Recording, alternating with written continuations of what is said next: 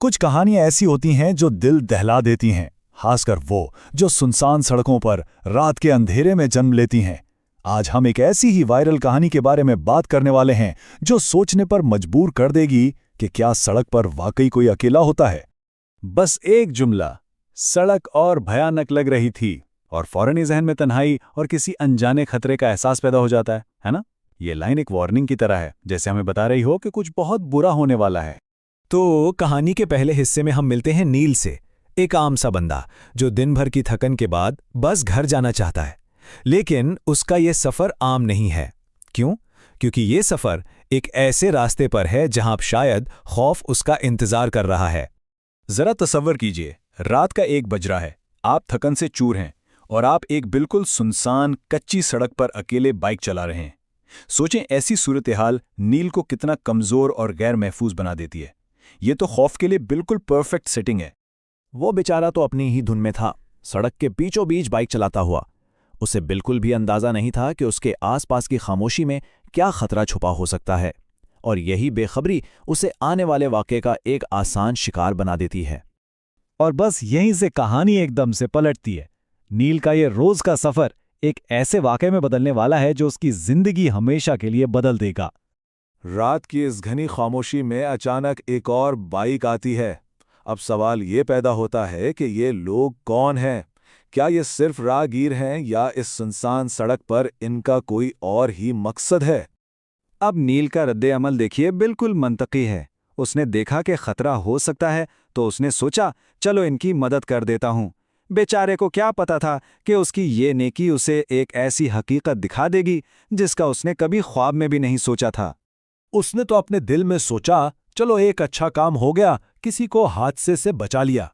वो इस बात से बिल्कुल बेखबर था कि असल डरावनी कहानी तो अब शुरू होनी थी। वो अभी ये सोचकर सुकून महसूस कर ही रहा था कि एकदम से वही बाइक फिर उसके पास से गुजरी। जो सुकून उसने महसूस किया था वो एक पल में गायब हो गया, क्योंकि इस बार कुछ बहुत बहुत अजीब था। इस सवाल के साथ कहानी हमें एक लम्हे के लिए रोक देती है, हमें इस नाकाबिले यकीन मंजर के लिए तैयार करती है जिसे नील देखने वाला है। एक पल पहले वो औरत वहीं थी, नील की आंखों के सामने, और अब वो गायब है। इसका दिमाग ये मानने को तैयार ही नहीं। ये आखिर हो कैसे सकता है? और जब नील ने हिम्मत करके उस बाइकर से पूछा तो उसके चेहरे पर भी खौफ नाचने लगा। उसका जवाब था, मैं तो काम से घर अकेला जा रहा था, मैंने तो किसी को लिफ्ट ही नहीं दी। ये सुनकर नील के दिल में दहशत की एक लहर दौड़ गई। मतलब उसने जो देखा वो सच नहीं था, लेकिन उसका खौफ बिल्कुल सच था।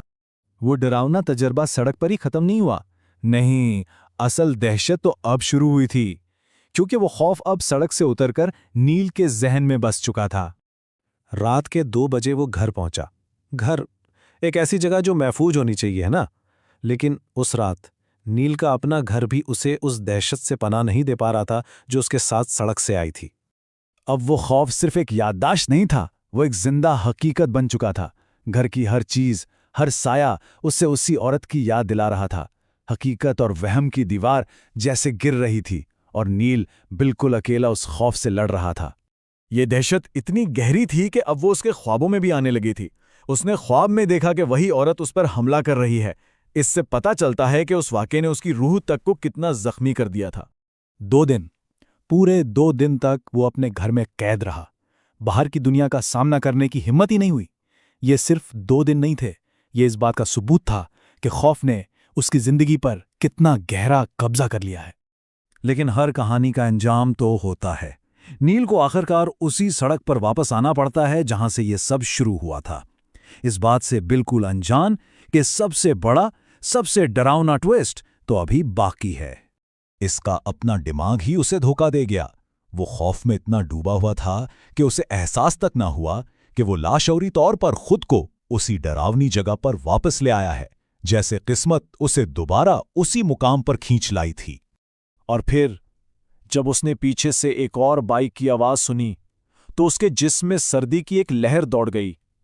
वही आवाज, वही सड़क, क्या ये सब दोबारा होने वाला है? इसका जहन खौफ से चीख रहा था।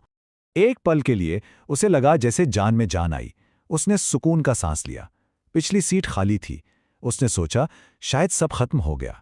शायद अब वो आज़ाद है। लेकिन डरावनी कहानियों में सुकून अक्सर तूफान से पहले की खामोशी होती है। और फिर वो अल्फाज जो इसकी दुनिया हिला के रख देते हैं। इस बाइकर ने कहा, मैडम को बता दें कि उनकी साड़ी पहिए में फंस सकती है। ये कैसे हो सकता है? इस बाइकर को ये बात कैसे पता? और तब वो खौफनाक हकीकत उस पर वाज़े होती है। वो भूत उस दूसरे बाइकर के पीछे नहीं था। वो तो कभी वहां से गई नहीं थी। वो अब नील की बाइक पर सवार थी। तो ये कहानी हमें एक ऐसे सवाल के साथ छोड़ जाती है जिसका जवाब शायद हम कभी नहीं जानना चाहेंगे। एक ऐसे भूत से कोई कैसे भाग सकता है जो आपका पीछा नहीं कर रहा बल्कि आपके साथ सफर कर रहा है? कुछ खौफ वाकई ऐसे होते हैं जिनसे कोई फरार नहीं होता।